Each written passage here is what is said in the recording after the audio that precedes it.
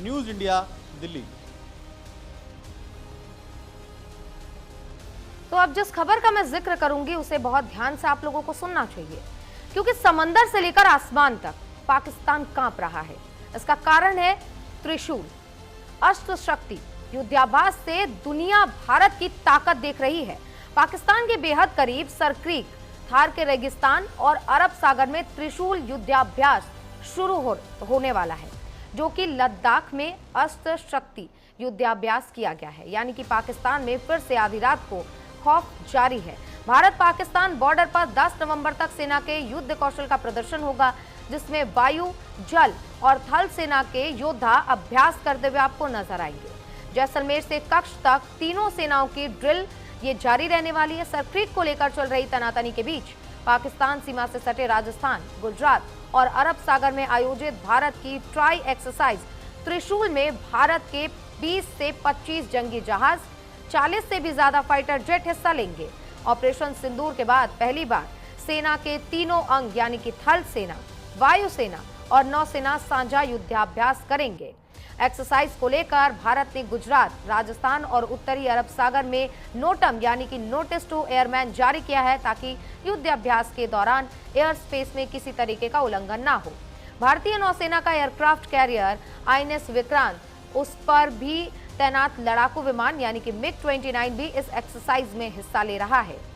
लड़ाकू विमानों के अलावा टोही विमान और मिलिट्री ट्रांसपोर्ट एयरक्राफ्ट भी एक्सरसाइज का हिस्सा हैं। हाल ही के दिनों में गुजरात के सरक्रीक इलाके को लेकर भारत और पाकिस्तान में तनाव बढ़ गया। दशहरा के मौके पर राजस्थान ने सरक्रीक पहुंचकर शस्त्र पूजा की थी और पाकिस्तान को इस क्षेत्र में किसी भी तरीके की नापाक हरकत से बाज आने की चेतावनी दी थी। रक्षा मंत्री ने यह तक कह दिया था कि कराची का रास्ता सरक्रीक से होकर भी गुजरता है।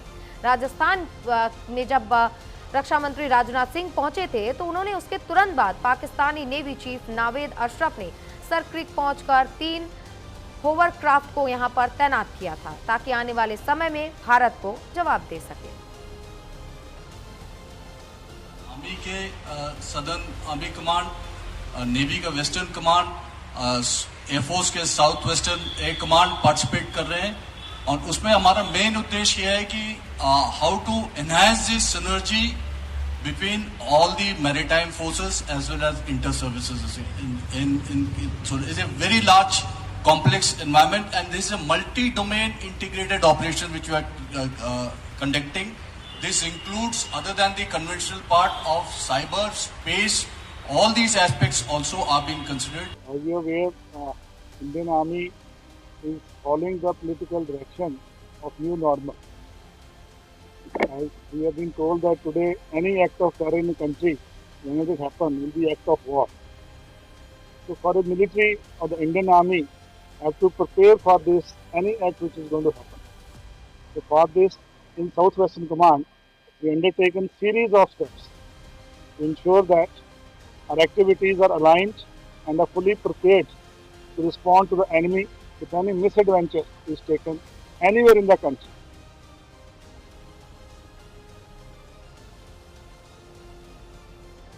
तो इतना ही नहीं, बल्कि ऑपरेशन सिंदूर के दौरान अपना लोहा मनवा चुके ब्रह्मोस भी इस युद्धाभ्यास में शामिल होगा। इसी पर चर्चा करेंगे। हमारे साथ रिटायर्ड मेजर अली शाह जुड़ चुके हैं और group captain retire UK Devnath sir भी जुड़ चुके हैं, और साथ ही retire air commodore Ranjan Mukherjee sir भी जुड़ चुके हैं। आप तीनों मेहमानों का एक बार फिर आप बहुत स्वागत न्यूज़ इंडिया पर। और आप भी सर सुन रहे थे कि ये जो युद्धाभ्यास एक्सरसाइज त्रिशूल चलाया जा रहा है, और खबरें तो ये भी है कि पाकिस्तान कांप रहा है ये युद्धाभ्यास की खबर सुनकर ही। रंजन मुखर्जी जी, क्या लगता है, पाकिस्तान अपनी नापाक हरकतों से अब भी बाज आएगा, या कहीं ना कहीं एक बार फिर से ऑपरेशन सिंदूर 2.0 लॉन्च करने की भारत को जरूरत पड़ेगी? देखिए, त्रिशूल लॉर्ड शिवा का अस्त्र है और 3 नोक होते हैं। तो हमारे जो डिफेंस फोर्सेस हैं इसके भी 3 नोक हैं। तो आर्मी, एयरफोर्स, नेवी का ये सबसे बड़ा एक ऑपरेशन प्रैक्टिस, युद्ध अभ्यास कहते हैं हम, ये त्रिशूल हो रहा है। तो सर क्रीक एक ऐसा थोड़ा सा डिस्प्यूटेड एरिया है जहां पे हम लोग क्लेम करते हैं हमारा है, पाकिस्तान भी क्लेम करते हैं हमारा है, तो इसके ऊपर थोड़ा सा कंट्रोवर्सी हमेशा रहता है और पब्लिक सेंटिमेंट दोनों देश में अलग अलग इसका चलता है। इसके अलावा देखिए अभी बहुत बड़ा इंपॉर्टेंट एक इंडिया कंडक्ट कर रहा है मैरीटाइम वर्ल्ड कन्वेंशन जो बॉम्बे में चल रहा है और पीएम भी उस पे संबोधन कर रहे हैं और उस पे करीब लगभग 80 डिफरेंट फॉरेन कंट्रीज पार्टिसिपेट कर रहा है। ये बहुत बड़ी एक चीज है। पाकिस्तान कभी ये हैसियत नहीं है ये सब इस तरीके का वो कंडक्ट कर सके। तो पाकिस्तान में थोड़ा सा पैनिक जरूर है कि क्या ये सिंदूर ऑप्स 2 टाइप कोई एक्शन तो नहीं हो जाएगा हमारे ऊपर, इसलिए बौखलाया हुआ है। और उनको ये समझना चाहिए कि ये इंडिया करते रहता है और वो हमारे सामने कोई फोर्स है ही नहीं एक्चुअली, लेकिन उनका ये जो करंट मिलिट्री एक्टिविटीज के चलते पैनिक उनके यहाँ जरूर है, उसकी कोई जरूरत है नहीं। स्ट्रैटेजिक इंटरेस्ट हमारा है, हम अपने स्ट्रैटेजिक इंटरेस्ट को देखेंगे और उस पे देखते हुए हम लोग जो काम करना होगा हम करेंगे। रंजन जी, वो एक कहावत है ना कि चोर की दाढ़ी में तिनका, तो पाकिस्तान को पता है कि मैं ऐसी हरकतें करता रहता हूं, तो भारत अगर ऐसा युद्धाभ्यास कर रहा है तो कहीं ना कहीं हम पर हमला ना हो जाए दोबारा से, तो ये डर भी होना चाहिए पाकिस्तान में कहीं ना कहीं। अली शाह जी, आपके पास आना चाहूंगी। ये जो ऑपरेशन सिंदूर के बाद से पाकिस्तान में डर का माहौल है, पाकिस्तान नहीं चाहता कि ऑपरेशन सिंदूर जैसा दोबारा से कोई ऑपरेशन हम पे चलाया जाए, लेकिन पाकिस्तान अपनी हरकतों से भी बाज नहीं आता। हालांकि अभी ये जो एक्सरसाइज त्रिशूल लॉन्च किया जा रहा है जिसमें कई सेना के जवान शामिल होंगे, जिसमें तीनों सेनाएं शामिल होंगी, ऐसे में सिर्फ पाकिस्तान नहीं बल्कि पूरी दुनिया की नजर भारत पर है। क्या समझ सकते हैं हम इसको? भारत के लिहाज से अगर हम इसको समझे तो क्या छवि दुनिया के सामने भारत के इस युद्धाभ्यास के बाद जाने वाली है?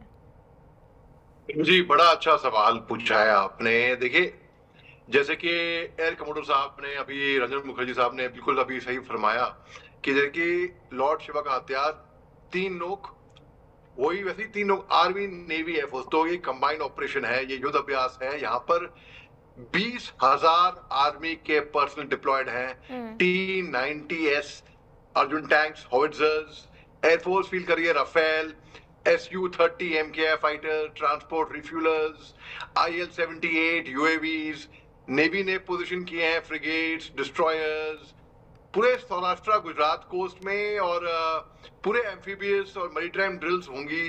राजस्थान में हो रहे हैं ये ड्रिल्स, रण ऑफ कच्छ में हो रहे हैं। तो तीनों सेनाएं का बिल्कुल प्रिपेयर्डनेस, रियल थ्रेट्स परसेप्शन लेकर ये ऑपरेट करेंगे। और जो कि सर क्रीक डिस्प्यूट हो गई, जो कि इन्वॉल्व करता है 96 किलोमीटर टाइडल एस्टुरी, जो हिंदुस्तान के गुजरात रन ऑफ कच्छ क्षेत्र में आपने बताया, और पाकिस्तान के सिंध प्रोविंस को लेके 96 किलोमीटर्स, तो वो क्रिटिकल है, डिटरमाइन करेगा वो मैरीटाइम बाउंड्रीज और एग्जीक्यूटिव इकोनॉमिक जोन, जैसे कि वो अरेबियन सी में एग्जीक्यूटिव इकोनॉमिक जोन हो गई। जैसे कि ये फर्ज करिए वो इलाका ना आपका है, ना हमारा है, ना किसी का नहीं है, वो नो मैन्स लैंड से कहते हैं बेसिकली, उस तरीके से वहां पर भी टेस्टिंग होगी पूरी। और पूरा पाकिस्तान को वाकई में, मैं ये नहीं कह रहा क्योंकि मैं हिंदुस्तानी हूँ और मेरे को फख्र है कि मैं हिंदुस्तानी हूँ, मगर ये प्रैक्टिकल बात बता रहा हूँ मैं आपको। ये बात हमारे दुश्मनों को धड़ाधड़ कांपने की जरूरत है, क्योंकि ऑपरेशन सिंदूर अभी खत्म नहीं हुआ है। बस पॉज हुए, एक फुल स्टॉप नहीं लगा है, कॉमा ही लगा है बस। उसके बाद आप देखिए, पाकिस्तान रो रहे थे ना, सबने देखा रोते हुए उनको, जब आतंकवादियों के जनाजे पे फातिहा पढ़ रहे थे, उनकी सेना रो रही थी। अरे रोता है क्या, अभी तो बस शुरुआत है, बिल्कुल आगे आगे देखो होता है क्या। बिल्कुल, तो भारत, आप कह सकते हैं कि भारत बिल्कुल तैयार है, और भारत के प्रधानमंत्री भी लगातार आत्मनिर्भरता की ओर ग्रुप कैप्टन साहब ध्यान देते हैं और एक ही बात कहते हैं कि जब भी हम जंग के मैदान में उतरे तो हमें किसी दूसरे देश पर निर्भर ना करना पड़े, ऐसी तैयारी हम भारत में चाहते हैं। क्या लगता है ये जो युद्धाभ्यास होने वाला है, जिसमें लगभग 25,000 जवान हिस्सा लेंगे, तमाम वो जंगी जहाज, वो एयरक्राफ्ट इसमें हिस्सा लेंगे, क्या क्या सबसे पहले तो इस अभ्यास में होने वाला है, विस्तार से दर्शकों को ये बताइए, और किस लिहाज से और किस तरीके से भारत के लिए बेहद ही खास होने वाला है, जो दुनिया भर में एक अच्छा मैसेज देगा, और वो मैसेज क्या देगा उस पर भी विस्तार से आप ही प्रकाश डालिए। जी हाँ सुचित्रा, भविष्य के किसी भी युद्ध में अगर हम देखें तो आर्मी, नेवी और एयरफोर्स मिलकर युद्ध करेंगी। हम इस्तेमाल करते हैं एक शब्द का जिसको हम कहते हैं जॉइंटमैनशिप, यानी तीनों सर्विसेज जो हैं अपनी जितनी रिसोर्सेज हैं उसको एक साथ मोबिलाइज करेगी एक ही लक्ष्य के साथ। और एक और शब्द हम इस्तेमाल करते हैं, उसका मतलब है इंटीग्रेशन। यानी हमारे तीनों फौजों की जो वेपन सिस्टम्स हैं, कम्युनिकेशन सिस्टम्स हैं, उसको किस तरह से हम एक कॉमन प्लेटफॉर्म पर लाएं, इंटीग्रेट करें। ये समझना पड़ेगा। जैसे कम्युनिकेशन बहुत इंपॉर्टेंट एरिया है। देखिए, आर्मी के अपने कम्युनिकेशन सिस्टम होते हैं, high frequency, very high frequency. Air force के हमारे अलग से कम्युनिकेशन सिस्टम होते हैं, very high frequency, ultra high, UHF, ultra high frequency. इस तरह से नेवी भी अपने कम्युनिकेशन सिस्टम इस्तेमाल करती हैं। तो युद्ध के दौरान ये सारे कम्युनिकेशन सिस्टम आपस में एक दूसरे के साथ डायलॉग कर सकें, यानी नेवी का जो रिक्वायरमेंट है वो एयरफोर्स को आ सके, एयरफोर्स नेवी को जो बता रही है वो नेवी सुन सके। इन सब के लिए common frequencies, common operating times और कॉमन एसओपी बनाने पड़ते हैं। तो ऐसे एक्सरसाइज के दौरान इन कम्युनिकेशन की जो एसओपी है तीनों सर्विसेज के बीच में, उसको रिफाइन किया जाता है। इस एक्सरसाइज त्रिशूल के दौरान नेवी का जो सैटेलाइट है वो अरब सागर के ऊपर उड़ रहा होगा। तो वहां से जो नेवल शिप्स हैं उनकी पोजीशन इंडियन एयरफोर्स को मिल रही होगी। तो एक्सरसाइज में एक टिपिकल सिनेरियो में दर्शकों को बताना चाहता हूं, क्योंकि लड़ाई तो हो नहीं रही है, तो पाकिस्तान का कोई शिप हमें मिलेगा नहीं ट्रेनिंग के लिए, लेकिन हमारी नेवी के ही शिप जो हैं जो अरब सागर में हैं, उनको सिमुलेटेड टारगेट बनाया जाता है। मैं खुद ऐसे एक्सरसाइज में पार्टिसिपेट कर चुका हूं। और जैसे मैं फाइटर पायलट था, MiG-23 उड़ाता था, तो हमें आदेश मिलता था, ठीक है, बता ही देता हूं, नथिंग सीक्रेट, जामनगर, भुज, नलिया में हमारे एयरफोर्स एसेट्स डिप्लॉयड हैं जो कि इंडियन नेवी की सपोर्ट के लिए है। इस तरह से पूना में और बॉम्बे में भी हम इंडियन एयरफोर्स के एसेट डिप्लॉय करते हैं जो कि इंडियन नेवी की सपोर्ट के लिए हैं नॉर्दर्न अरेबियन सी में। तो जैसे एयरफोर्स को टारगेट नेवी देगी कि दुश्मन का शिप वहां पर है, क्योंकि नेवी को अपने सैटेलाइट से पता लग गया है। ठीक है। अब एयरफोर्स के जहाज टेक ऑफ करके जाएंगे 200, 300, 400 किलोमीटर अंदर, कंपास बेयरिंग कितनी है, दूरी कितनी है और कैसे उनको अटैक करना है, अटैक करके वापस आते हैं। इन सब का जो ड्रिल है नेवी और एयरफोर्स के बीच में, जो लियाजनिंग है, संपर्क है, उसको रिफाइन किया जाता है। लेकिन सुचित्रा, मैं आपको बताता हूं, देखिए ये एक्सरसाइज है, हमें ये समझना पड़ेगा कि भारत और पाकिस्तान के बीच में एक द्विपक्षीय अंडरस्टैंडिंग है। जब भी हम कोई एक्सरसाइज करते हैं तो हम हमारे जो डीजीएमओ हैं वो पाकिस्तान के डीजीएमओ को पहले से बता देते हैं, क्योंकि ऐसा नहीं होना चाहिए कि समझिए हमारा कोई एयरक्राफ्ट, अब ये एक्सरसाइज राजस्थान में भी चल रहे हैं, गुजरात में भी चल रहे हैं, ऐसा नहीं होना चाहिए कि राजस्थान में जोधपुर से, जैसलमेर से या उत्तरलाई से हमारा कोई जहाज टेक ऑफ किया एक्सरसाइज के लिए और पाकिस्तान घबरा जाए और एक एयर डिफेंस मिसाइल लॉन्च कर दे हमारे फाइटर विमान की तरफ, तो फिर एक बार युद्ध जैसी स्थिति हो जाएगी, उस आसपास के जो इलाके के लोग होंगे वो घबरा जाएंगे। तो इसीलिए नोटिस टू एयरमैन जारी किया जाता है ताकि ये सारी चीजें सामने वाले कंट्री को भी पता हो कि ऐसा अभ्यास चल रहा है, इसमें कोई सीरियसनेस नहीं है और समय समय पर बाकी के देश भी ऐसा अभ्यास करते रहते हैं। अब रंजन जी, आपसे अब आगे का एक सवाल मेरा ये है कि अब भारत अपना एक त्रिशूल, ये जो युद्धाभ्यास है वो शुरू कर रहा है, इसमें तमाम जवान भी ले रहे हैं, कई ऐसे एयरक्राफ्ट हैं, इसमें जंगी जहाज है, आईएनएस पर जितने भी जहाज तैनात है या फिर हम कई एयरक्राफ्ट तैनात है वो सब भी इसमें हिस्सा लेंगे। कई लिहाज से इसको अहम भी माना जा रहा है, लेकिन अगर हम इसको ऐसे समझना चाहे कि ये युद्धाभ्यास भारत की शक्ति प्रदर्शन के तौर पर अगर ये दुनिया के सामने जाती है, तो क्योंकि देखिए भारत के अब कई दुश्मन हो चले हैं और भारत अब पहले वाला भारत नहीं रहा है, वो मुंह तोड़ जवाब देना भी सीख गया है। तो क्या भारत इस युद्धाभ्यास के जरिए ये बताने की कोशिश कर रहा है कि अब भारत वो पहले वाला भारत नहीं है, काफी मजबूत और काफी आगे बढ़ चुका है भारत, और इसीलिए भारत अब युद्धाभ्यास करके उन तमाम अपने एयरक्राफ्ट्स को और सबको प्रदर्शन के लिए उतार रहा है कि पूरी दुनिया अब देखे कि भारत की ताकत क्या है? कुछ हद तक आपने जो कहा वो सही है, बट देखिए जो मिलिट्री के लोग हैं कोई भी देश में, दुनिया भर में, वो जानते हैं कि ये स्ट्रेटेजिक इंपॉर्टेंस के ये ऐसे एक्सरसाइजेज होते हैं जो स्ट्रेटेजिक इंपॉर्टेंस है। उसका क्या इंपॉर्टेंस है, जैसे देवनाथ साहब एक्सप्लेन कर रहे थे, कम्युनिकेशन सिस्टम मैच करना, एक दूसरे के लिए किस तरीके से आप सहयोग कर सकते हैं उसके लिए जो अभ्यास करना। अंग्रेजी में एक कहावत है जो डिफेंस फोर्स पे चलता है, the more you bleed sweat in peace the less you will bleed in war. तो हमको ऐसे अभ्यास रेगुलर करते रहना चाहिए ताकि हम अपना पसीना बहाएं और एक दूसरे से सामंजस्य, आर्मी नेवी एयरफोर्स सामंजस्य तय करे। और हमारा जो फोर्स है आर्मी का, हमारा जो फोर्स है एयरफोर्स का और हमारा जो फोर्स है नेवी का, ये तीनों का, इसीलिए त्रिशूल, और ये तीनों का जब कंबाइंड फोर्स होगा वो एक उंगली से ज्यादा बेहतर, दो उंगली से बेहतर तीन, और तीन जब एक शक्ति बन जाता है वो बहुत फैटल होता है, बहुत खतरनाक होता है। तो आपका कहना वो सही है। पब्लिक के लिए, बाकी लोगों के लिए जो डिफेंस के लोग नहीं हैं और इनसे चर्चित नहीं है, उन लोगों के लिए ये आपका जो पॉइंट ऑफ व्यू है सही है। लेकिन मोरललेस ऑल ओवर द वर्ल्ड जो मिलिट्री के लोग हैं वो सब जानते हैं इस चीज को कि भाई ये ऐसे अभ्यास हर एक कंट्री करते रहते हैं। ठीक है। अली शाह सर, मैं ये आपसे पूछना चाह रही थी कि अभी थोड़ी देर पहले खबर ये भी आई थी कि पाकिस्तान में अपनी सरजमी, जिस तरीके से ऑपरेशन सिंदूर के बाद पाकिस्तान ने बर्बाद की, उसके बाद वो बांग्लादेश में अपनी सरजमीन तलाश रहा, आतंकी सरजमीन जिसको वो पनाह दे सके और वहां से भारत विरोधी गतिविधियों को अंजाम दे सके। ऐसे अभ्यास इस लिहाज से कितने अहम हो जाते हैं जहां पर अब पाकिस्तान ही केवल नहीं बल्कि बांग्लादेश भी ऐसी गतिविधियों में शामिल हो रहा है, तो क्या उनको जवाब देने के लिए या फिर उनको ये समझाने के लिए कि भारत के खिलाफ साजिश अब किसी तरीके से काम नहीं आएगी और भारत भी मुंहतोड़ जवाब देगा, ऐसे अभ्यास कितने जरूरी हैं?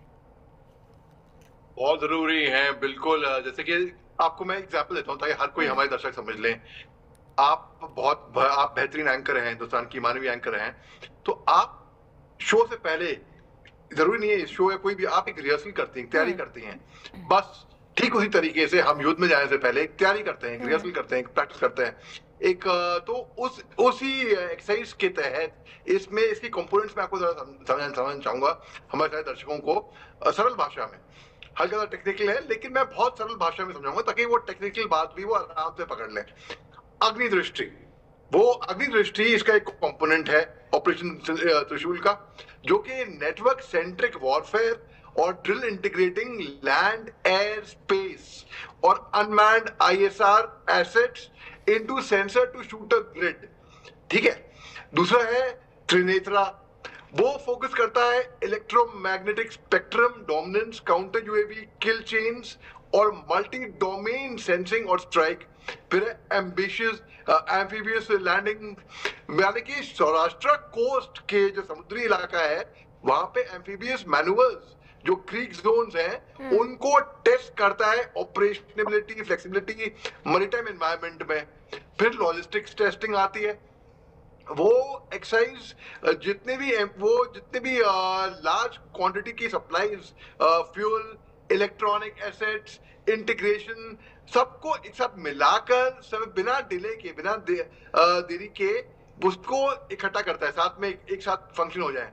फिर इसमें एक्सरसाइज त्रिशूल के पाकिस्तान का रिस्पॉन्स सुनिए आप, बड़ा मजाया है। मैं बेइज्जती नहीं कर रहा हूं, मगर वो क्या करें, वो अपनी बेइज्जती करवाने में तुले हैं तो हम कुछ नहीं कर रहे। आपने एयरमैन की बात करी कि भाई हम सिंगिंग करते हैं, ग्रुप कैप्टन UK देवनाथ साहब ने जैसे बताया, तो राजस्थान और गुजरात के ऊपर हवाई एयर स्पेस पे पहले से ही वार्न कर दिया गया था कि सिविल जहाज जो है वो ना जाएं। ये अभी युद्ध अभ्यास यहाँ पे होने वाला है और ये 10 नवंबर तक चलेगा, तो ये पूरा वहां पे तैयारी है। ठीक है। पाकिस्तान ने इन रिस्पॉन्स, पाकिस्तान ने मेरे ख्याल से 28-29 अक्टूबर का उन्होंने भी ये रिस्पॉन्स। अब हम क्या करें, पाकिस्तान चाहता है कि उसकी जगहसाई हो। बिल्कुल सर, मैं यही तो कह रही थी कि जिनकी एक कहावत भी है ना, वो चोर की दाढ़ी में तिनका, तो पाकिस्तान को पता है हम ऐसी हरकतें करते रहते हैं तो वो डर में रहते कि कहीं भारत फिर से हमला ना कर दे।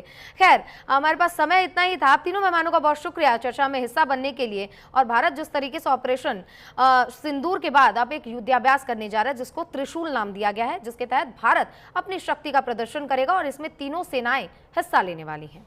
अब आगे बढ़ेंगे। खबर ये बहराइच से है जहां पर करतनिया